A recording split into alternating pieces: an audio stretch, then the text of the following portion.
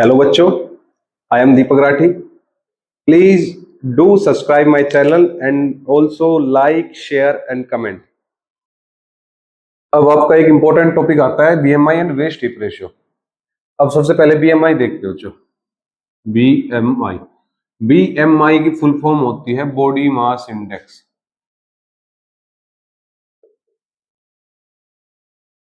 ठीक है, क्या होती है? Body mass index. ये एक टूल है एक तरह से। और ये क्या क्या बताता है कि आपकी आप फैट हो, यानी मोटे हो या ओबेस या नहीं हो। एक क्वेश्चन आता है कि how do you get to know that you are obese? आपको कैसे पता चलता है कि आप मोटे हो? With the help of BMI. ठीक है, अब ध्यान से देखना बेटा इसका फॉर्मूला। अच्छा, एक बात और, बीएमआई को बेटा क्विटलेट इंडेक्स भी कहते हैं।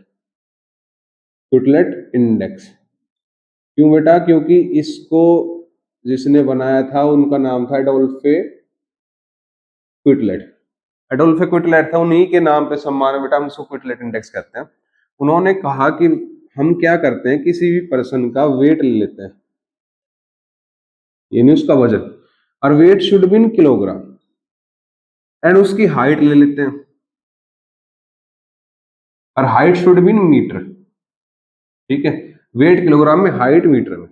अब करना क्या है बेटा, उसने एक फॉर्मूला दिया कि अगर हम वेट को डिवाइड कर दे हाइट के स्क्वायर से, यानी किलोग्राम जो भी वेट है मल्टीप्लाई हाइट का स्क्वायर यानी मीटर स्क्वायर जो भी हाइट है। ठीक है बेटा, तो हमारे पास आ जाएगा बीएमआई। बीएमआई, अब ये बीएमआई क्या बताता है? बीएमआई आपको बताता है बेटा, अगर आपका बीएमआई 18.5 से नीचे है, यहां देखो बेटा, अगर आपका बीएमआई जब इसको सोल्व करोगे ना, और जो आंसर आएगा वो 18.5 से छोटा है, तो बेटा आप अंडर वेट है, यानी आपको न्यूट्रिशन की जरूरत है, आपकी बॉडी को प्रॉपर न्यूट्रिशन नहीं मिल रही। ठीक है, अगर आपका बीएमआई 18.5 से 24.9 है, तो बेटा आप नॉर्मल वेट है। ठीक है बेटा, अगर आपका बीएमआई 25 से 29.9 है, तो आप ओवरवेट है, ओवरवेट। ठीक है, अगर आपका बीएमआई 30 से 34.9 है, तो यहां से बेटा मोटापे यानी ओबेसिटी की स्टार्ट होती है, ओबेसिटी क्लास फर्स्ट। ठीक है, अगर आपका बीएमआई 35 से 39.9 है, ओबेसिटी क्लास सेकंड। अगर आपका बीएमआई बेटा 40 के बराबर या 40 से बड़ा, ग्रेटर देन इक्वल्स टू है, तो बेटा आप है ओबेसिटी क्लास थर्ड के अंदर। तो पूछ ले मोटापे कहां से पता चलता है? अगर आपका बीएमआई 30 से ऊपर आ जाए ये कंडीशन, तो आप मोटे हो।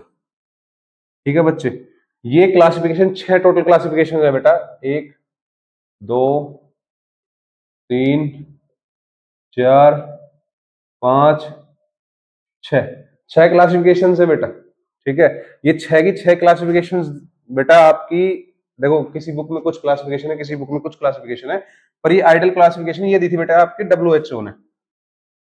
डब्ल्यूएचओ ने 6 क्लासिफिकेशन दी थी, याद रखना, एमसीक्यू आ सकता है।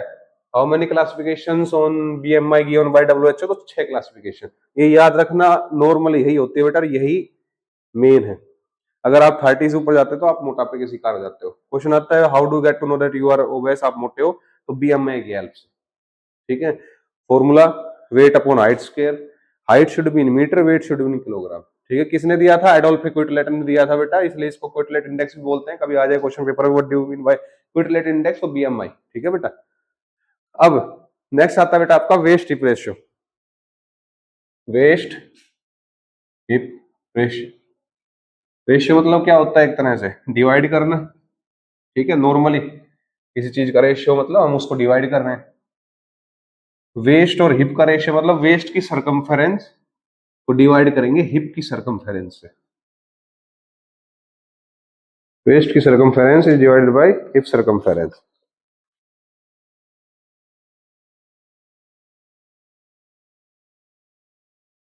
अब बात करते हैं वेस्ट हिप रेशियो की। Waist hip ratio, circumference circumference समझते हो? सरकमफेरेंस मतलब एक तरह से पेरीमीटर, सर्कल का सरकमफेरेंस यानी उसकी चारों तरफ कितनी चौड़ाई है उसकी। ठीक है, सरकमफेरेंस ऑफ वेस्ट कमर divided by circumference of hips. अब ये क्या चीज है? देखो हम एक मेजरिंग टेप लेंगे, ठीक है। हाँ, एक चीज याद रखनी है, देखो इसमें यूनिट है ना अपने, जिस यूनिट्स में आप वेस्ट को नापो उस यूनिट में हिप्स को नापना है, ठीक है। मान लो आपने मीटर में नापे तो इसको मीटर में, अगर आपने ये सेंटीमीटर में तो ये भी सेंटीमीटर, ये मिलीमीटर में तो ये मिलीमीटर में, मतलब दोनों की जो यूनिट्स हैं वो सेम होनी चाहिए। अब वेस्ट कमर, जहां आपकी कमर बिल्कुल पतली है, ठीक है, आपकी नेवल से 1 इंच ऊपर, यहाँ से एक मेजरिंग टेप लोगे और नाप लोगे, ठीक है। वो लिख दोगे, मान लो एक्स आया। और सरकमफ्रेंस ऑफ हिप्स, आपके हिप्स जो सबसे ज्यादा भार है, लाइक ये आपके पीछे से ये हिप्स, इस पॉइंट से आप सरकमफ्रेंस से नापोगे बेटा। मान लो वाई आ गया, ये है आपका वेस्ट हिप रेशियो। अगर आपका वेस्ट हिप रेशियो 0.9 आ जाता है बेटा, फॉर मेल की बात कर रहा हूं, फॉर मेल्स, ठीक है। अगर ये 0.9, ठीक है, ये इसको सोल्व करते हो तो ये 0.9 आता है। मान लो किसी का वेस्ट हिप रेशियो 9/10 आ गया, तो क्या आ गया, ये 0.9 ही आ गया, ठीक है। अगर ये 0.9 आता है आपका, 0.9 आएगा, तो इससे ऊपर जाएगा तो आप health related issues like diabetes, cardiac मतलब दिल से रिलेटेड, हार्ट हार्ट रिलेटेड, इससे बेटा आपको दिक्कत हो सकती है, ठीक है, आपको ये चीजें हो सकती है। और for females it is 0.85। Males में 0.9 से ज्यादा नहीं होना चाहिए, अगर है तो एक्सरसाइज स्टार्ट कर दो।